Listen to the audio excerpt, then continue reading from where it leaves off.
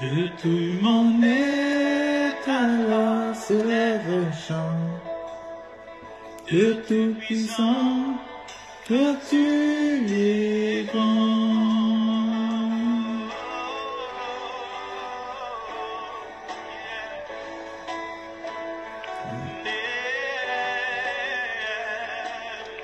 Chantons de tout puissant. Dieu tout puissant, dans mon cœur concis.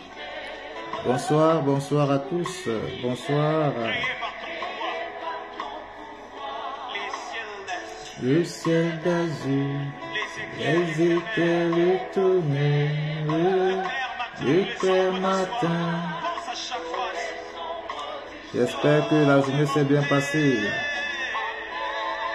Alors soulève un chant, Dieu tout puissant, Dieu tu es grand.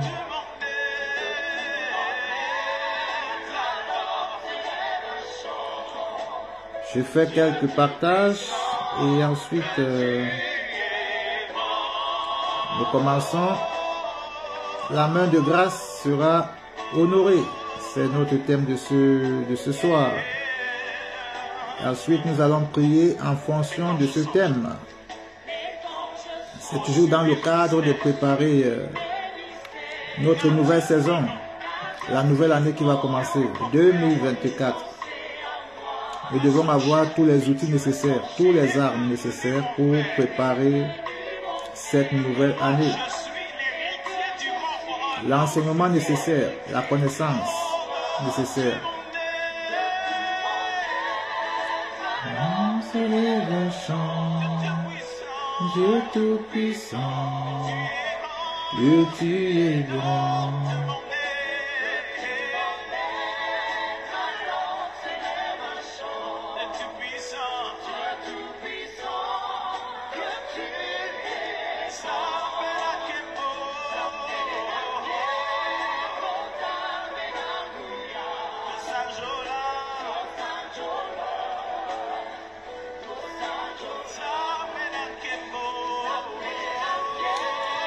Voilà, nous allons recommander ce moment entre les mains du Seigneur et ensuite nous allons prier sur la main de grâce sera honorée afin que Dieu pourvoie ou bien Dieu bénisse ou bien Dieu multiplie ou bien Dieu accorde à chacun une certaine liberté financière. Mais bien avant que cette liberté financière soit accordée, il va falloir que Dieu sécurise tes finances, que Dieu les protège contre toute forme d'attaque.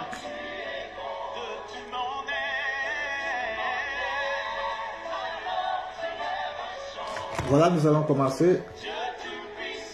Je vais prier pour recommander ce moment entre les mains du Seigneur et ensuite nous allons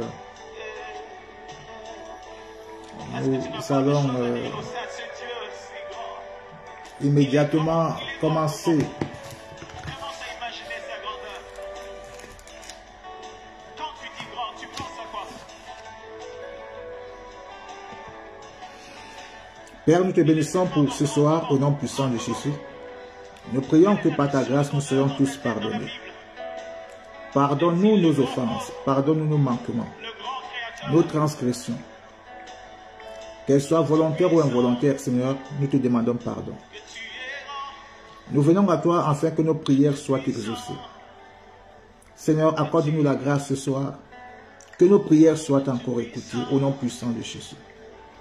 Je prie que tout esprit contraire à ta volonté en ce soir soit complètement annulé au nom puissant de Jésus, neutralisé par le pouvoir de ton sang.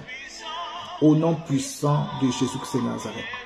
Campe autour de chacun de nous et pourvois à tous nos besoins, selon l'immensité richesse de ta gloire, dans le nom puissant de Jésus-Christ de Nazareth.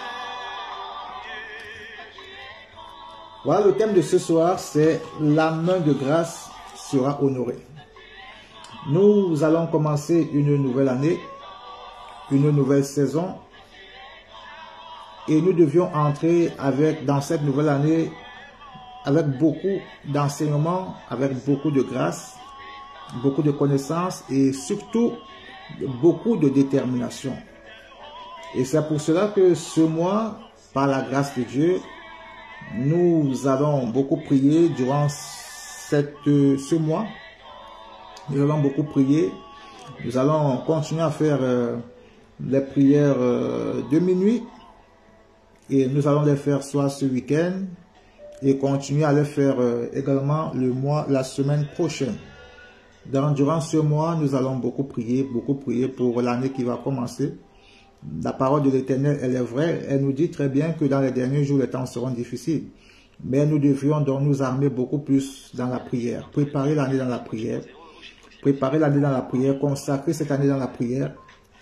Lever tous les vétos, tous les verrous qui étaient sur la vie des uns et des autres. Et avoir la détermination vraiment que l'année qui va commencer, que quelque chose de nouveau, quelque chose de grand se passe dans ta vie.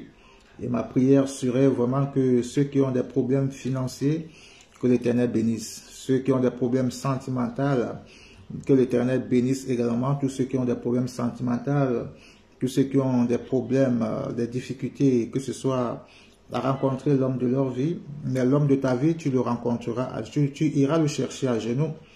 Dieu te l'accordera à genoux. Et ça sera un homme de qualité, une femme de qualité. Et que ceux qui ont vraiment des problèmes divers, vraiment, que 2024 soit une année vraiment exceptionnelle. Exceptionnelle. Tout est possible à Dieu, tout est possible à celui qui croit. Les choses anciennes sont passées, toutes choses doivent devenir nouvelles. Toutes choses, ça voudrait dire que la prochaine année qui va commencer, elle sera une année vraiment nouvelle et elle est appelée à être pour chacun de nous une année exceptionnelle. C'est pour cela que tout au long de ce mois, prions vraiment, prions sans cesse, investissons-nous, cherchons Dieu. La Bible nous dit que vous me chercherez et vous me trouverez si vous me cherchez de tout votre cœur. Cherche l'Éternel tout au long de ce mois, cherche-le comme tu ne l'as jamais fait, prie comme tu n'as jamais prié, médite comme tu ne l'as jamais fait, afin que 2024 soit pour toi vraiment une année de grande consolation, vraiment de grande consolation. Une année vraiment de décollage pour certaines personnes, ou bien de démarrage pour certaines personnes, ou bien de continuité pour certaines personnes. Que ce qui n'existait pas dans ta vie, que 2024, que cela existe au nom puissant de Jésus.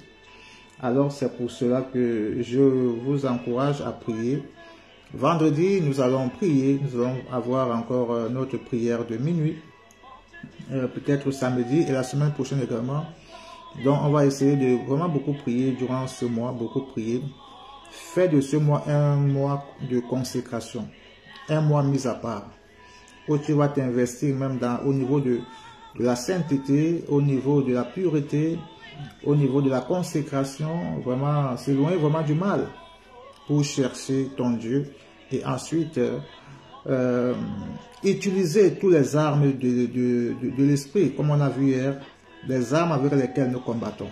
Voilà, donc il faut vraiment beaucoup prier pour que tu sois équipé comme un véritable soldat. Il faudrait que nous puissions avoir tous les armes pour bien combattre durant cette année qui va commencer. Donc chacun doit entrer en 2024 avec le casque du salut, avec la ceinture, avec le bouclier, avec les chaussures, avec l'épée. Alors quand tu es équipé pour la guerre, tu vas faire la guerre. Quand tu es équipé pour la guerre, tu sortiras vainqueur. Alors mais si tu vas en guerre étant mal équipé, ce n'est pas bien. Donc c'est pour cela que pour ceux qui ont la grâce, que Dieu leur montre l'état de leur esprit, dans les visions, dans les songes, dans les rêves, Dieu voudrait te dire que à ce niveau, il te manque telle arme. À ce niveau, il te manque telle arme. Pour ceux qui se voient nus, complètement nus, il te manque tout l'équipement nécessaire. Alors tu dois te remettre en question dans ton comportement, dans ta vie de tous les jours. Tu dois te remettre en question dans ta crainte de l'Éternel, la façon dont tu sers Dieu, afin que Dieu te redonne vraiment un vêtement qui va couvrir ta honte, un vêtement de gloire. Alors s'il te manque des chaussures, tu dois vraiment te poser la question, est-ce que, voilà, il me manque des chaussures de l'évangile. S'il te manque l'épée, ça voudrait dire que souvent tu peux être endormi et tu es oppressé, tu n'as aucun pouvoir de te libérer.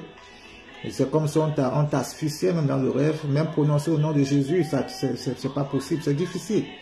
Alors là, tu dois te rendre compte que tu dois utiliser, tu dois vraiment utiliser, il te manque l'épée de l'esprit.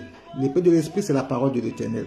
C'est pourquoi il faudrait que tu passes du temps dans la méditation de la parole de Dieu. Tu la médites jour et nuit. Tu agis fidèlement afin que tu puisses avoir l'épée de l'esprit. Donc chaque fois que Dieu te montrera l'état de ton âme, il te montrera vraiment quelle arme il te manque, afin que tu sois un soldat complet. Alors c'est pour cela que prenons cela à cœur et tout au long de ce mois, prions par rapport à 2024. 2024 doit être pour toi un défi. Seigneur, ma vie doit changer et ma vie est appelée à changer par la grâce de Dieu. Alors quelque chose que nous allons voir également pour que nous puissions vraiment l'appliquer, quelque chose qui semblerait être banal, mais qui est d'une très très grande importance. Et je dis souvent que notre comportement est une forme de prière. Ton comportement est une forme de prière. Parce que ton comportement est une sémence. Et chaque sémence appelle à une récolte. Donc tout ce que je fais, je dois savoir que c'est une sémence. Je ne le fais pas par rapport à quelqu'un, mais je le fais parce que Dieu me le demande. Et si Dieu me demande de faire quelque chose, c'est parce que cette chose, elle est importante. Elle est vraiment importante. Donc, ton comportement, que ce soit à l'église, que ce soit dans la société, dans ta maison, tu dois savoir que chaque comportement est une sémence. Et c'est pour cela que la Bible nous dit donc dans Galates chapitre 6, parce que ce soir, on va beaucoup plus prier pour que Dieu bénisse les finances de tout un chacun en 2024. Voilà, que Dieu bénisse les finances, que tout ce que tu vas toucher, qu'il y ait bénédiction. Que partout où tu vas déposer des dossiers, que l'Éternel bénisse. Pour tous ceux qui ont des activités commerciales, que le Seigneur bénisse. Voilà, que le Seigneur bénisse parce que rien n'est impossible à Dieu. Dieu peut te bénir parmi 10 000 commerces. Il peut avoir 10 000 commerces autour de toi, mais Dieu peut te distinguer parmi les 10 commerçants qui vendent la même chose que toi.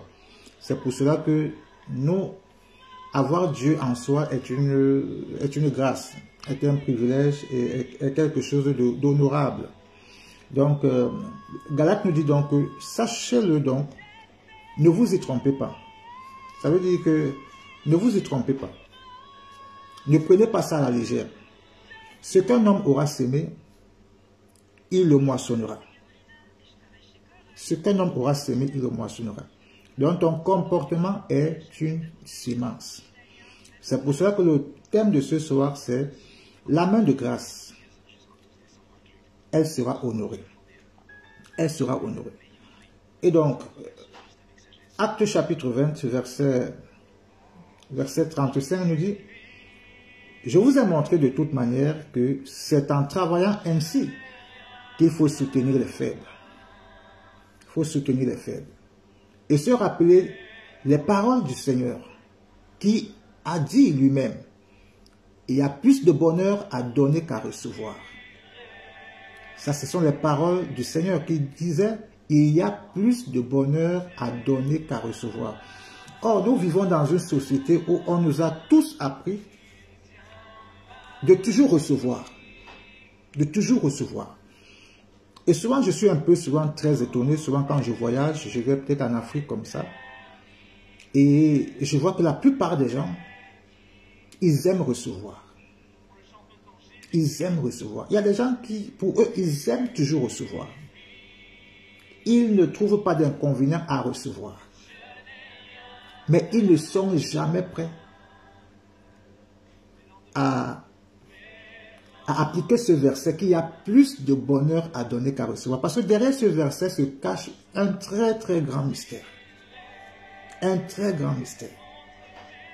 Ou bien il y a beaucoup de personnes, même pas qu'en Afrique, bon, je parle de l'Afrique parce que, bon, quand on retourne là-bas, mais il y a des gens qui éprouvent un grand plaisir à se faire passer toujours pour un pauvre.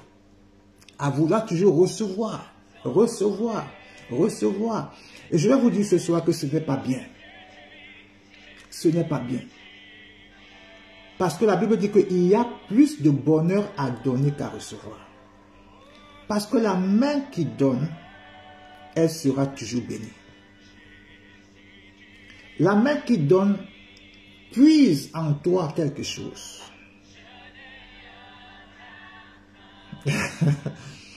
Ouais, José dit, les ayants droit. Voilà. Les ayants droit. Quelquefois, tu vois chez les gens, tu vas, mais les gens, même si tu vas, tu habites chez, tu vas même rendre visite à quelqu'un pour un week-end, tu dois t'occuper de tout. Pourtant, tu es un étranger.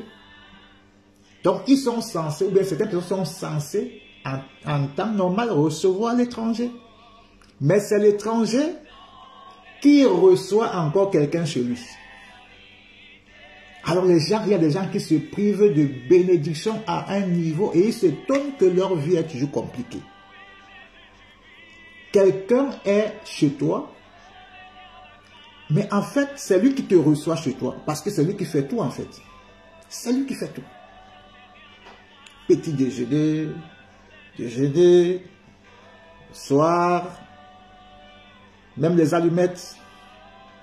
Hein, même les allumettes qui manquent, hein, un truc peut-être de quelques centimes, tu le reçois chez lui. Tu le reçois chez lui. Il ne sait pas que il s'appauvrit. Il s'appauvrit lui-même. Ça veut dire que toi qui lui donnes, parce que la main qui donne ne rentre pas vide en fait. C'est ça que les gens ne savent pas. La main qui donne ne rentre pas vide. Parce qu'elle rentre avec une bénédiction, elle peut même être spirituelle. C'est ça le bonheur, parce qu'elle ne manquera de rien. Ce qui est même dans ta vie, quand elle revient avec quelque chose qui est en toi. C'est pour ça que la Bible dit même que celui qui reçoit un serviteur de Dieu en qualité de prophète, reçoit quoi? Le salaire qui est derrière le prophète. Il reçoit quelque chose qui est derrière le prophète. Celui qui reçoit un homme de Dieu en tant qu'homme de Dieu, ou bien fait du bien, en fait, ce qui est derrière, c'est-à-dire il y a une grâce qui est derrière chacun de vous. Il y a une grâce qui est derrière chacun de vous. Alors, quelqu'un qui tend derrière quelqu'un, sa main rentre avec ce qui est derrière la vie de cette personne. Elle rentre avec... C'est quelque chose de spirituel. Mais la société nous a appris quoi? La main qui retient s'enrichit. La main qui ne donne pas s'enrichit. Elle ne donne pas. Elle ne se tend jamais. D'ailleurs, quand il te voit, tout le monde devient pauvre. Tout le monde devient pauvre. Tout le monde joue au malheureux. Tout le monde joue au malheureux. Personne n'a plus rien. Personne n'a plus rien. Personne. Les poches sont trouées. Mais sa bière ne lui manque pas en fait. C'est ce qui est un peu...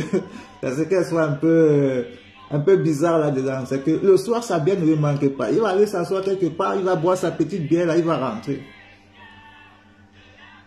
Il va rentrer. Mais la Bible nous dit donc que ce qu'un homme va s'aimer, il va le moissonner. La vie, c'est comme ça. La vie, c'est comme un champ, en fait. Un champ. Si tu peux avoir un champ là devant toi, une terre, un espace, si tu ne travailles pas, si tu ne sèmes pas, tu vas manger quoi? Tu vas manger quoi? Qu'est-ce qui va pousser? Il faut que tu sèmes pour qu'il y ait croissance et pour qu'il y ait récolte. C'est ça. C'est aussi simple que ça. C'est aussi simple que ça. Donc, il faut que tu puisses travailler, tu puisses s'aimer. Et espérer maintenant, par la grâce de Dieu, qu'il y ait croissance et qu'il y ait récolte. Donc, c'est pour ça que quand la Bible dit, il y a plus de bonheur à donner qu'à recevoir. C'est un mystère qu'on doit bien le comprendre. Bien le comprendre. J'ai remarqué qu'il y a certaines personnes, tu lui fais du bien, je connais des gens comme ça, tu lui rends un service, mais jamais il ne te laisse repartir comme ça. Il te fera également quelque chose de bien. Parce qu'il a compris. Parce qu'il a compris que derrière l'acte que toi tu poses de bien dans sa vie,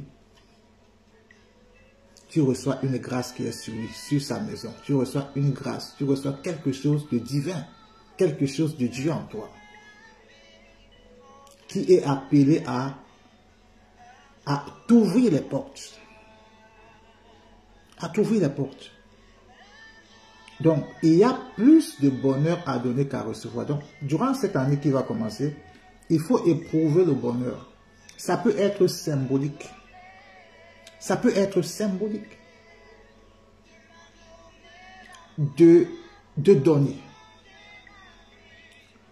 Donner, ce n'est pas simplement quelque chose que, bon, quand on parle de donner, certaines personnes immédiatement vont mettre entre guillemets, bon, ils parlent de l'église. Non, c'est pas ça. Tu peux donner à l'église, gloire à Dieu, parce qu'il y a des besoins à l'église. Gloire à Dieu, tu peux donner à l'église. Mais tu peux donner aux passants, tu peux donner aux nécessiteux. Tu peux donner vraiment à tous ceux que tu rencontres dans la route, selon tes capacités. Ça peut être symbolique. Parce que derrière le geste de donner, il y a quelque chose d'important. Tu peux donner aux pauvres. Proverbe, Psaume chapitre 41, verset 1 à 3 nous dit: heureux celui qui s'intéresse aux pauvres. Au jour du malheur, l'Éternel le délivre. Heureux celui qui s'intéresse aux pauvres. Mais souvent, quelquefois, on a des pauvres, donc nous-mêmes, on se moque des pauvres. Mais la Bible dit que le pauvre et le riche, c'est Dieu qui les a fait. Donc, on n'a même pas, on ne doit même pas nous moquer du pauvre. On ne doit même pas nous moquer de quelqu'un qui est pauvre. Parce que le riche comme le pauvre sont des créatures de Dieu. Et c'est Dieu qui les a fait. Et les gens doivent savoir que Dieu est un Dieu qui n'aime pas l'injustice, vraiment. Si tu te moques d'un pauvre, en fait, tu donnes l'occasion à Dieu de te confondre. Parce que quelques temps plus tard, c'est ce pauvre-là que Dieu peut utiliser. C'est ce pauvre-là, tu auras peut-être un jour besoin de ce pauvre-là pour que tu sois vraiment humilié. Vraiment humilié. Il y a des exemples comme ça. Ou des gens qu'on a humiliés, on a insultés, on a méprisé de pauvres, mais quelques années plus tard, ce sont ces personnes qui sont devenues indispensables. Ces mêmes personnes qui se moquaient d'eux, courent après eux, rampent après eux. Quelle confusion. Donc, ne méprisons pas le pauvre, parce que les lendemains, nous ne les connaissons pas. C'est pour ça que Dieu a fait quelque chose de merveilleux, c'est qu'il a caché l'avenir à tout un chacun de nous. Il a caché l'avenir. Donc, comme nous ne connaissons même pas l'avenir, et comme le pauvre est une créature de Dieu, ne nous moquons pas du pauvre. Parce que ce qui est arrivé au pauvre peut nous arriver. Ça peut nous arriver. Ça peut arriver à chacun de nous. Mais la Bible dit donc heureux, heureux. Pourquoi heureux celui qui s'intéresse aux pauvres, pas aux riches? Parce qu'il y a toujours quelque chose de mystère dedans. Donc heureux celui qui s'intéresse aux pauvres. Au jour du malheur, l'Éternel le délivre. Parce que un jour, le malheur peut t'atteindre. Et le bien que tu as fait sera une récolte en ce moment-là pour que Dieu te délivre. Donc au jour du malheur, mais comme tu ne sais pas quand est-ce que le malheur peut te frapper, l'homme prudent fait quoi? Il prend ses précautions. Les précautions sont les recommandations de l'Éternel. Intéresse-toi aux pauvres. Il y a des gens qui font des choses extraordinaires. Ils peuvent faire des dons aux orphelinats. Ils peuvent faire assister une veuve. Donner un plat de riz à quelqu'un. C'est peut-être insignifiant, mais c'est suffisant. Pour Dieu, c'est déjà quelque chose d'extraordinaire, de bien. De bien. Il y a des personnes que peut-être tu vas aller, il a à manger. Les gens arrivent chez lui, ils cachent la nourriture. Ils cachent la nourriture, tout le monde sort à la cuisine. Tout le monde se retrouve au salon. Même l'eau, on ne te donne même pas pour boire. Pourtant, c'est la moindre des choses. Donc, heureux. Sois heureuse, sois heureux. Toi qui t'es intéressé un jour au pauvre. Fais-le, sachant que c'est une recommandation de Dieu. C'est une recommandation de Dieu. Ou bien il y a des gens que tu leur fais du bien, tu l'accueilles, tu le reçois. Mais quand ils quittent de chez toi, ils parlent mal de toi. C'est une malédiction. Si même quelqu'un t'a gardé chez lui, beaucoup plus ici en Europe, c'est très fréquent. Quelquefois, on se pose même la question que est-ce que ça vaut la peine d'aider les gens? Tellement les gens sont méchants. Et après, les gens s'étonnent que quelques temps plus tard, les choses sont compliquées dans leur vie. Quand quelqu'un t'a reçu chez lui, quoi que ce soit passé, mais des fois, je vois des gens, c'est ton nom qui devient comme sa brosse à dents. Il oublie. Des fois, tu fais venir quelqu'un de l'Europe, tu fais venir quelqu'un ici en Afrique, il vient ici, il s'installe. Et c'est ton nom qui devient pour lui comme sa brosse à dents.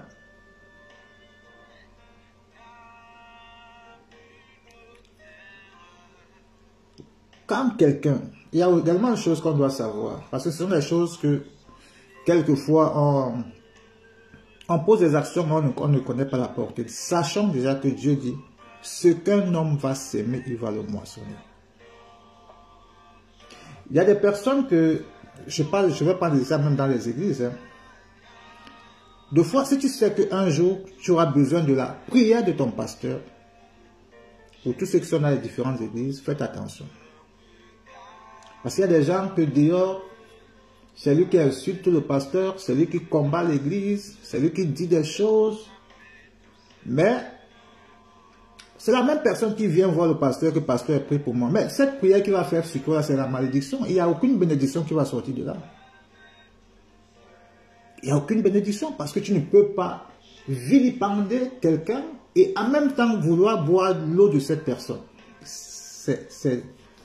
C'est incompréhensible. C'est insensé.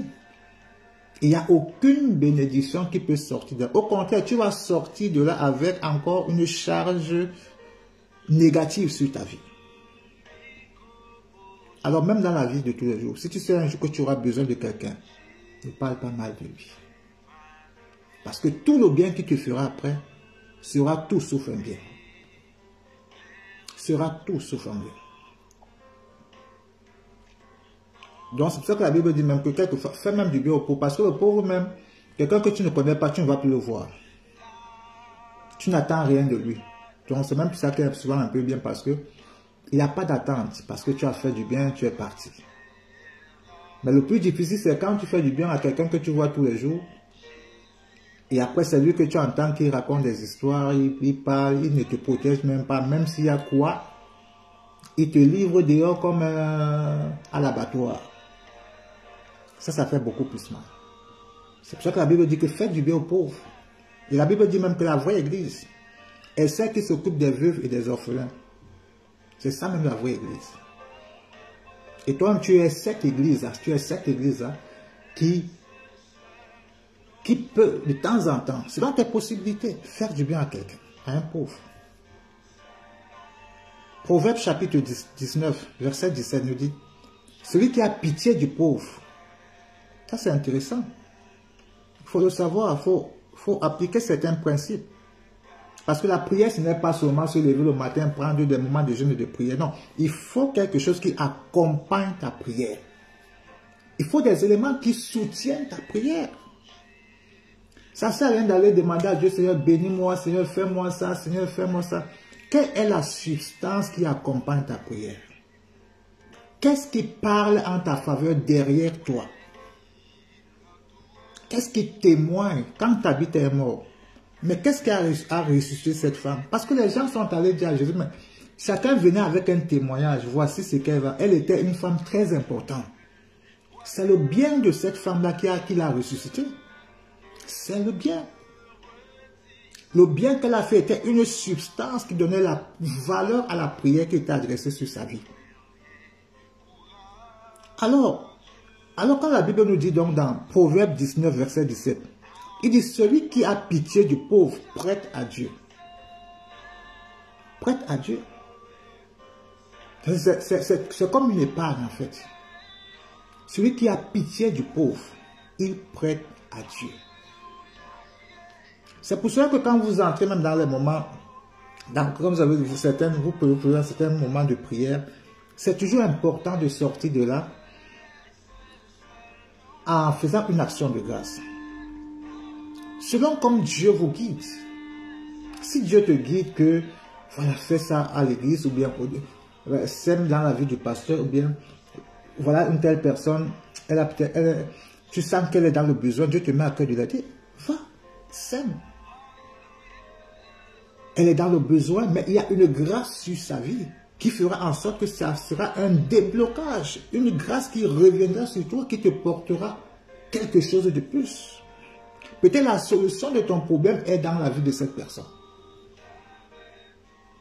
Et dans la vie de cette personne.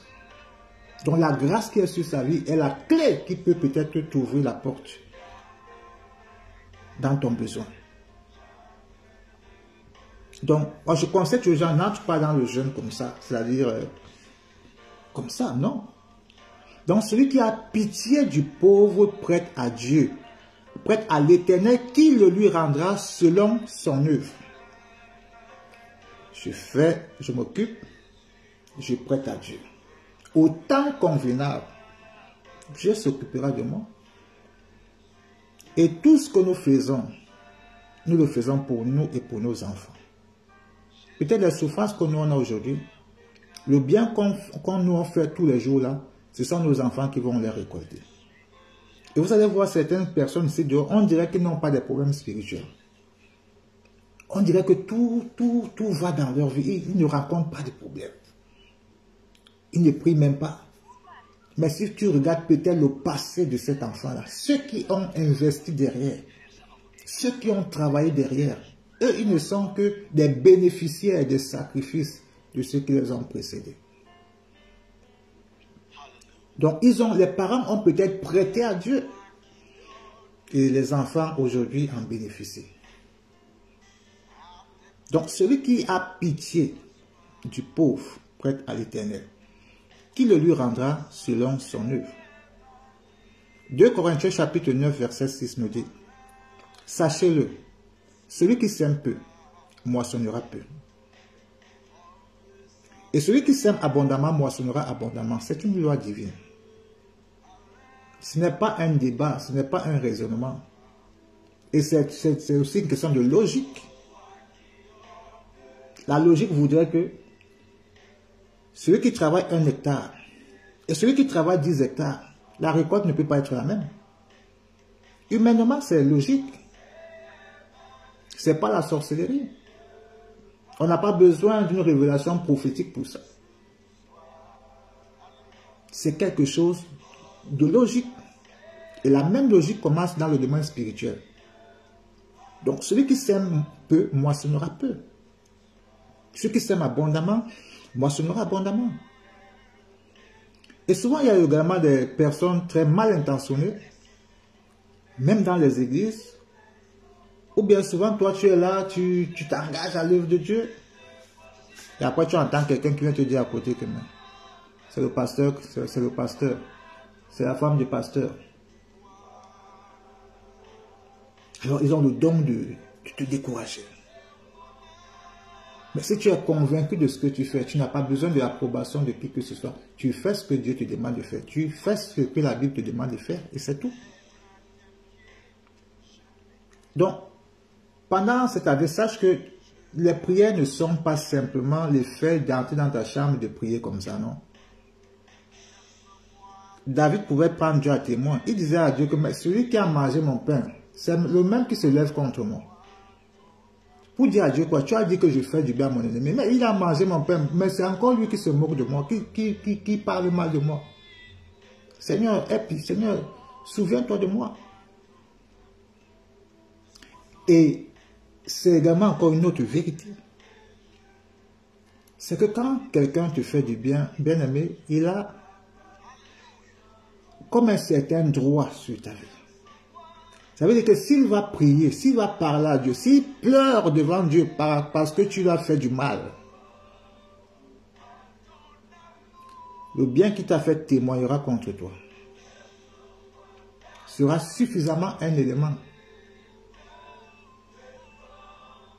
de condamnation pour toi. Parce que son bien est vivante, son bien parle. Son bien peut être comme une réclamation. Il peut dire à Dieu, Seigneur, je lui ai fait du bien. Je l'ai accueilli chez moi. J'ai fait ceci pour lui, j'ai fait ceci pour lui. Je l'ai fait parce que tu me demandes d'être bon. Mais Seigneur, mais pourquoi cette bonté devient une source d'amertume, de tristesse pour ma vie? Et Dieu peut se lever et l'accorder la vengeance.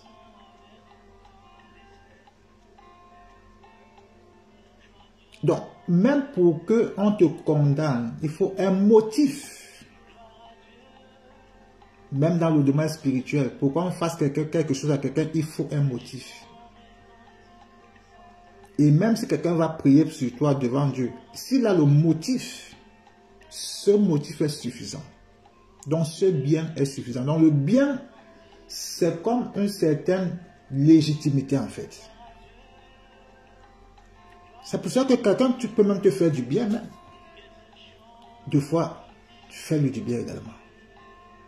Quelqu'un te rend service. Ne fais pas comme si c'est ça, dit, c'est quelque chose que tu as droit. C'est un droit qu'on doit, c'est une obligation. Et que quand on a besoin de toi, tu ne te lèves pas. Tu ne te lèves pas. Quelqu'un s'est levé pour toi. Il t'a secouru, il t'a soutenu, il s'est investi. Et quand il a besoin, tu ne regardes pas la fenêtre. Tout se paye. C'est pour cela que Galate nous dit, ne vous y trompez pas. Ce qu'un homme sème, il le moissonnera. Ce qu'un homme sème, il le moissonnera. Et la Bible dit, apportez à la maison du trésor tous les dîmes et les offrandes et vous verrez. Donc, c'est comme également une semence. Donc, 2024 qui arrive, restez bon. Sois bon. Celui qui a été bon avec toi, sois bon avec cette personne pour équilibrer les choses. Sois bon avec cette personne. Selon tes possibilités, capacités, sois près du pauvre. Il n'y a pas que par l'argent que tu peux être près du pauvre. Il y a également par la prière. Tu peux le soutenir dans la prière. Tu peux lui dire, je n'ai peut-être rien. Comme les apôtres ont dit, nous n'avions rien à te donner, mais lève-toi et marche. La prière. Je peux te soutenir par la prière. Je peux te soutenir par des conseils. J'ai peut-être des conseils à te donner. J'ai peut-être mon écoute. L'écoute est également une façon de donner de ta personne, de ta présence à quelqu'un. Rien que le simple fait d'écouter quelqu'un. D'être là, il parle, tu l'écoutes, tu l'écoutes, tu l'écoutes. Tu deviens comme son psychologue. Même si tu ne dis rien. Mais le simple fait qu'il se sent écouté, ça le guérit. Ça apporte un réconfort, un soulagement. Une libération. Parce que s'il arrive à te parler, c'est parce qu'il estime que tu es une personne digne de confiance. Donc, donne également de ton temps.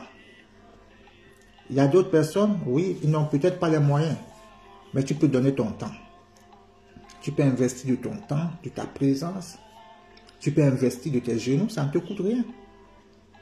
De prier pour la personne, de prier pour le frère, de prier pour la soeur, de l'écouter, d'être présent.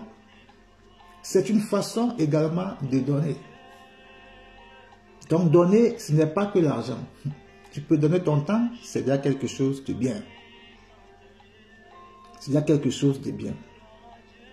D'ailleurs, en donnant ton temps, ton attention, ton écoute, les gens cherchent aujourd'hui à qui parler.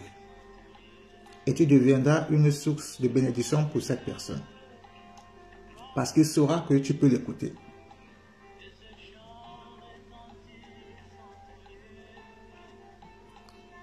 Voilà. Alors je dis que il y a aussi des gens parce qu'ils t'ont aidé, ils croient que tu les dois la vie. Ça c'est vrai. Ça c'est vrai, mais c'est pour ça que la Bible nous dit que on doit faire du bien sans attendre quoi que ce soit en retour. Mais là je parle un peu de nous, ce que nous on peut faire. Et nous on ne doit pas faire quelque chose en attendant forcément un retour. C'est vrai que naturellement, c'est quelque chose de la chair. Forcément, on s'attend. Mais la Bible recommande que lorsqu'on fait du bien à quelqu'un, ne nous attendons pas un retour. Parce que le retour, ça veut dire qu'il y a un besoin. Et lorsque le besoin ne sera pas comblé, il y aura des frustrations. Il y aura des frustrations. Mais nous, en tant qu'enfants de Dieu, quand nous faisons du bien, ne nous attendons pas à un retour. Nous attendons pas à un retour. Mais celui à qui on a fait du bien doit être conscient qu'il ne doit pas être également méchant vis-à-vis de celui qui doit faire du bien. Donc, chacun doit être un peu à sa place. À sa place. Voilà. Donc, faisons le bien. Faisons le bien. Je sais qu'il y a des pasteurs comme ça aussi. Il y a des pasteurs, s'il a prié pour toi, et que par la grâce de Dieu, les choses ont marché, et pour certains, ça devient un sujet de chantage. C'est moi qui ai prié, si Dieu ne t'avait pas béni, comme tu quittes là, comme tu vas comme ça, tu ne viens plus là, comme tu ne viens même plus trop à l'église, la malédiction viendra sur toi. En fait, ça devient un peu aussi un chantage. Ah, tu ne donnes pas les offrandes, tu ne donnes rien au pasteur, tu ne donnes rien à la femme du pasteur. Et voilà, ça devient comme Ange a dit. Comme si tu le devais maintenant toute ta vie. Parce qu'il a prié pour toi, Dieu a opéré des miracles. Dieu a opéré quelque chose.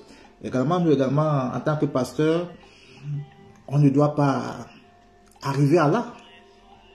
Parce qu'aucune brebis ne nous appartient. Comme disait, nous ne sommes que des serviteurs inutiles.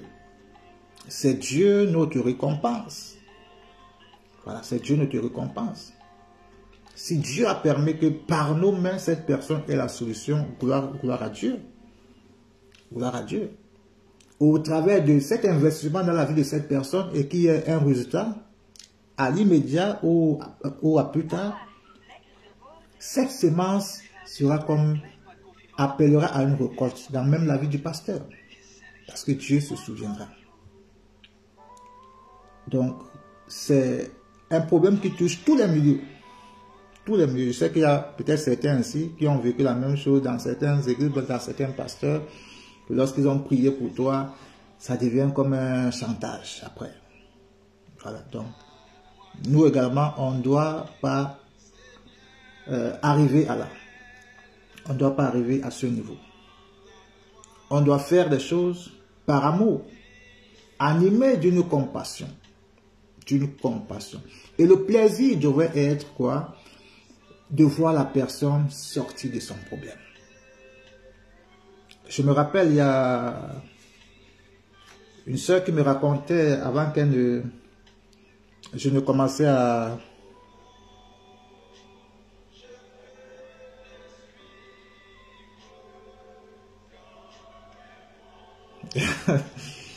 voilà, donc, voilà, le pasteur, la fille doit lui construire une église, c'est pas bien, la Bible dit, ça veut dire que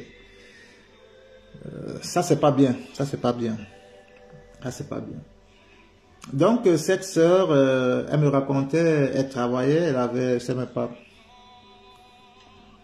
non, je sais, peut-être qu'elle est même là, ou elle n'est pas là, je sais pas, mais elle travaillait, elle gagnait bien sa vie, mais elle allait chez dans certaines églises, certaines communautés, On lui demandait beaucoup d'argent. Beaucoup d'argent. Elle était la femme à tout faire dans l'église. Les financements, tout, beaucoup de choses. C'est elle qui faisait, qui sortait l'argent. En même temps, elle, sa vie stagnait. Alors, lorsque nous on a commencé à prier, qu'elle m'explique ces choses, je vois sa situation, je lui dis, mais sache que tu es un enfant. Dieu t'a donné un travail, c'est vrai, un bon travail, mais Dieu t'a donné également cet enfant de préparer son avenir. Et toi-même ta propre vie. Ton progrès devait être la joie de l'église, normalement. Ton évolution devrait être la joie de l'église. De voir quelqu'un que tu as accompagné d'un point A et que cette personne est arrivée au point B. Du point B au point C. Au niveau même social, au niveau même de sa vie en général. De voir les progrès de cette personne. Mais si on te dépouille comme on te fait là, si un jour tu perds le travail,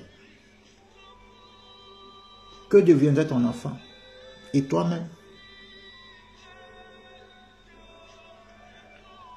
Dieu nous a donné la sagesse et l'intelligence. Je lui ai dit, donc à partir d'aujourd'hui, cherche un terrain, tu construis ta maison. On a prié, elle a trouvé un terrain, elle a construit une maison, une très très belle maison. La joie était là, c'est de savoir qu'elle a progressé. Elle est en sécurité. Sans demander rien en retour à cette personne. Rien du tout. Rien du tout. Et dans beaucoup de choses de sa vie comme ça, évolution, évolution, évolution. Donc, la joie devrait être quoi? De voir les gens évoluer, progresser, grandir dans leur vie. S'en sortir. C'est également ça, le rôle d'un pasteur qui peut être un accompagnateur, un conseiller. Mais si on passe peut-être le temps à autre chose, à puiser. Non, achète d'abord le terrain du pasteur avant d'acheter pour toi. Non, construis d'abord la maison du pasteur, ou bien construis d'abord avant de construire pour toi. Qui te dit que demain, je travaille au restaurant encore là? Non, on doit faire tout pour que quand Dieu bénit quelqu'un, que cette personne grandisse, progresse, réalise. Ça, c'est le rôle. Chacun doit faire son rôle de sémence par des conseils, l'encadrement, des prières. Et en retour, la personne qui évolue, qui est bénie, en retour, elle également, elle a son rôle, sa partition à jouer. Car la Bible déclare que celui qui donne le fasse avec joie, sans contrainte. Que celui qui donne le fasse avec joie et sans contrainte. C'est ça. Donc, toi qu'on a accompagné, toi qu'on a fait du bien, on ne doit pas mettre le couteau derrière toi pour que tu fasses des choses. Non, ça doit être, ça doit venir du fond de ton cœur. Tu dois éprouver de la joie de le faire. Mais malheureusement également, il y a d'autres personnes comme ça qui reçoivent, mais qui ne tendent pas. Et là aussi, ce n'est pas bien parce que tôt ou tard, ce que tu sèmes te rattrapera. Tu rattraperas. C'est pour ça que plus tu progresses, plus tu dois faire des choses également. Mais d'une manière libérale, avec joie, pour sécuriser encore les autres bénédictions à venir. Pour préparer encore l'avenir spirituel, l'avenir même de tes enfants dans le domaine spirituel. Plus tu évolues, évolue en bonté. Évolue en bonté également. Donc chacun doit savoir rester à sa place et faire d'une manière avec joie ce qu'il a à faire. Voilà. Par exemple, si on te dit que non, faut peut-être, il est quelle heure là? Je crois que... Voilà. Il faut que je surveille l'heure. Parce que j'ai une autre prière là tout à l'heure. Par exemple, si Et il y a certains chrétiens qui ont transformé les pasteurs. Ça, il faut le dire. Il y a certains chrétiens qui ont transformé les pasteurs, qui ont voulu se laisser transformer. Parce que le mal des gens, au final, finit par transformer certaines personnes. Qui se laisseront transformer. Pourquoi? Parce qu'il y a des gens, les serviteurs qui vont voir, qui se sont investis sur la vie, sur l'église, sont investis. Mais en retour, quand ils voient le comportement des gens, l'ingratitude XXL. Alors, qu'est-ce que certains pasteurs vont faire? Ils vont dire, ah, ok, comme c'est comme ça, je vais mettre des stratégies pour me servir moi-même. C'est comme ça que les prières payantes vont commencer. Pour éviter de courir derrière les gens, certains vont commencer à mettre des prières payantes, des rendez-vous payants. Au moins, si c'est que là, il s'est servi. Si tu vas, tu vas. Si tu viens, tu viens. Des huiles, des parfums, des fausses prophéties. Un système sera mis en place directement pour se servir. Et quand ce système est mis en place, ce système devient vicieux et méchant. Parce que c'est un système qui est là, qui n'aura pas de sentiment. Tout le monde paiera le prix. Même le pauvre qui n'a pas, il paiera le prix. Il ira même s'endetter pour rencontrer le pasteur. Pourquoi? Parce que certains ont été, quand ils vont chez les marabouts là-bas, ils dépensent tout ce qu'on leur demande. Mais quand ils arrivent à l'église, ils deviennent pauvres. Ils n'ont rien. Alors certains pasteurs qui se laisseront transformer par la méchanceté d'autres personnes vont établir des systèmes. Mais la Bible déclare que malgré la méchanceté des hommes, pas la Bible, mais oui, malgré la méchanceté des hommes, nous, on doit être bon. Il faut rester bon. Il faut rester bon. Même dans le manquement, il faut rester bon. Ça veut dire qu'il faut rester digne. Il faut rester digne. Il ne faut pas bouger. Parce que les gens sont méchants, parce qu'ils ne sont pas reconnaissants. Un jour dans ton service, Dieu fera que tu rencontres quelqu'un par sa seule reconnaissance. Il sera pour toi une consolation.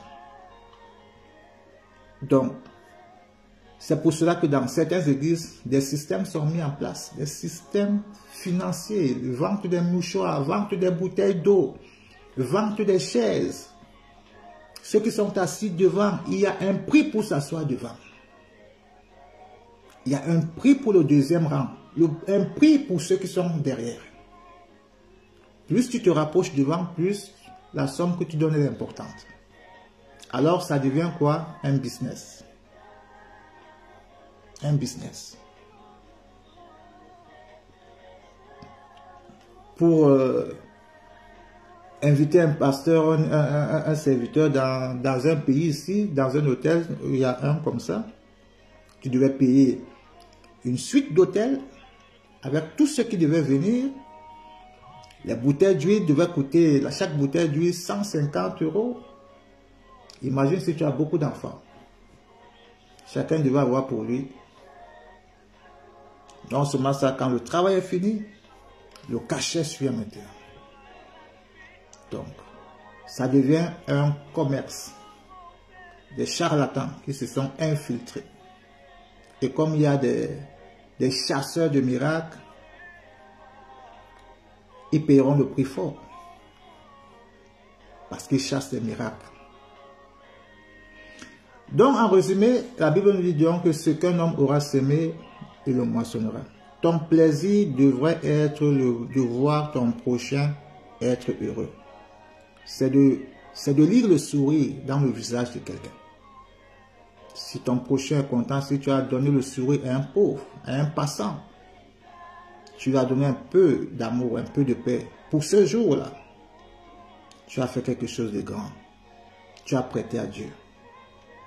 Tu as prêté à Dieu.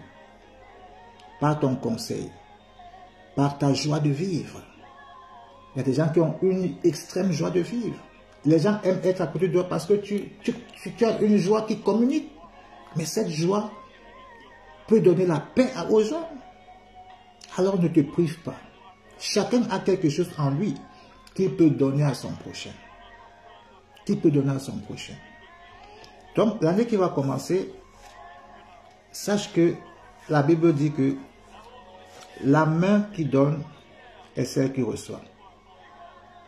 La main qui donne est celle qui reçoit. Il y a plus de bonheur à donner qu'à recevoir. À donner le sourire, à donner des conseils, la présence, l'écoute, les dons, les habits, les chaussures, les finances. Il y a plus de bonheur à donner qu'à recevoir. Alors, que ce soit dans la communauté, dans vos églises, que ce soit partout, dans la vie de vos pasteurs, restez bons, soyez reconnaissants, soyez reconnaissants.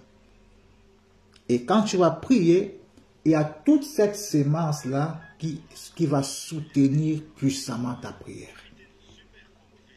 Tu ne vas pas prier avec un panier vide, mais ton panier sera rempli de tes œuvres, les œuvres de la foi.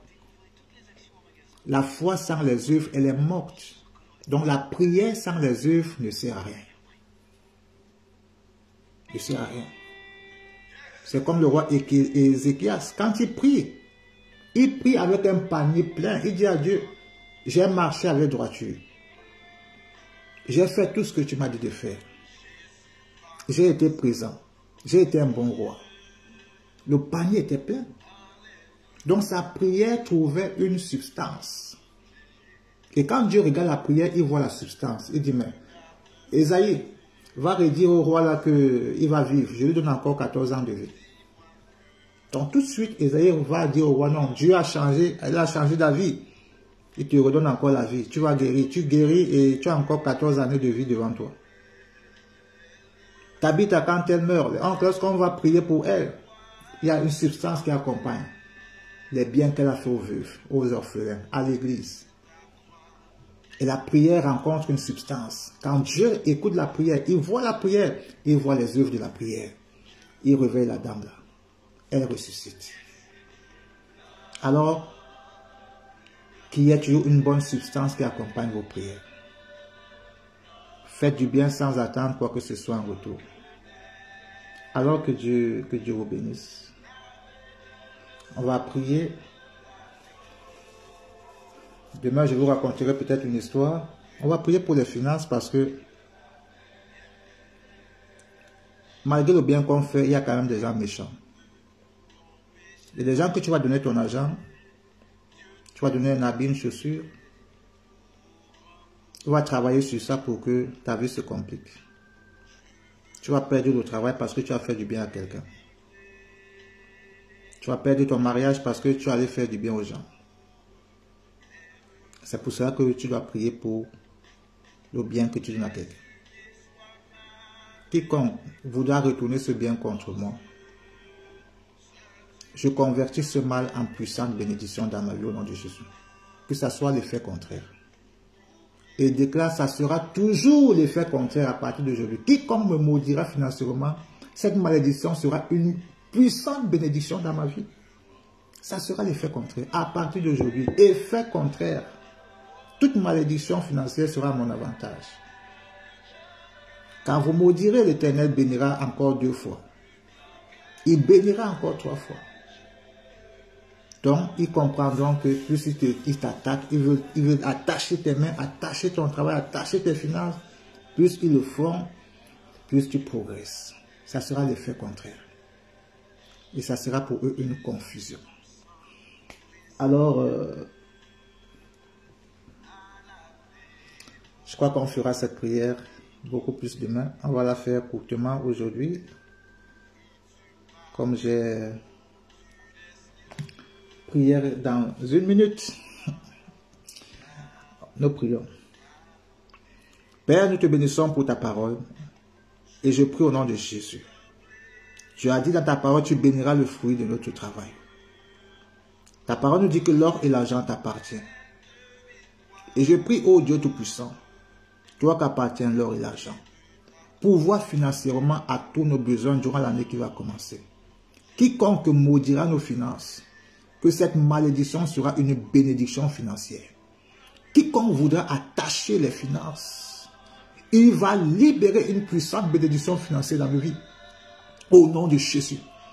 ça sera un effet contraire. Je le déclare au nom puissant de Jésus. Dans le ciel comme sur la terre, dans le visible comme l'invisible, au nom puissant de Jésus. Quiconque maudira nos finances, je le déclare à haute et intelligible voix. Cette malédiction sera une bénédiction. Cette malédiction sera une bénédiction. Quiconque voudra attacher nos finances seront libérées au nom puissant de Jésus. Et ces finances seront attachées au nom puissant de Jésus. Quiconque voudra nous attacher financièrement, il sera dépouillé de toutes tes bénédictions au nom puissant de Jésus. Nous le dépouillerons de toutes ces bénédictions, de toutes les bénédictions au nom puissant de Jésus. Ça sera l'effet contraire. Ça sera l'effet contraire au nom puissant de Jésus. Ça sera l'effet contraire. Je le déclare au nom puissant de Jésus. Oh Dieu Tout-Puissant, quiconque voudra attacher nos mains, Seigneur, au nom puissant de Jésus, que la bénédiction, Père éternel, arrive dans nos mains, que les finances, Père éternel, au nom puissant de Jésus, pleuvent dans nos mains, au nom puissant de Jésus, que les finances, que les affaires prospèrent, au nom puissant de Jésus-Christ de Nazareth. Oh Dieu Tout-Puissant, combat nos ennemis. Ceux qui veulent combattre notre finance, c'est un combat en multipliant nos richesses, en multipliant le fruit de notre travail, en multipliant nos dons, dans le nom puissant de Jésus. Au nom puissant de Jésus. Bénis-nous, Seigneur, au nom puissant de Jésus. Quiconque nous maudira, Seigneur, que cette malédiction soit une bénédiction, au nom puissant de Jésus. Quiconque viendra la nuit, dans le spirituel, pour voler nos bénédictions, Père, qu'il soit dépouillé au nom puissant de Jésus.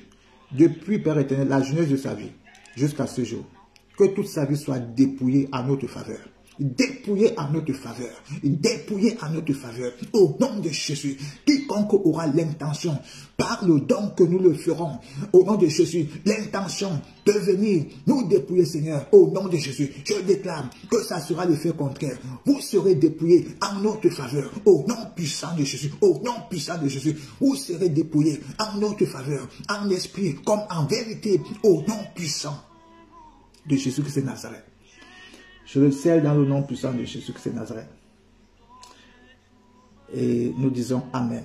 Demain, nous allons plus prier pour ce domaine financier, afin que ça soit l'effet contraire. Et en te couchant ce soir, déclare que ça sera maintenant l'effet contraire. Ça sera l'effet contraire, au nom puissant de Jésus. Alors que Dieu vous bénisse, et bonne soirée à tous, et à demain s'il plaît à notre Dieu. Reste bon malgré la méchanceté des uns. Reste bon. Le Seigneur Tout-Puissant est ton rémunérateur, il te récompensera. Il fera vengeance. Il sera ta vengeance. Alors, à demain matin, 5h30, s'il plaît à notre Dieu.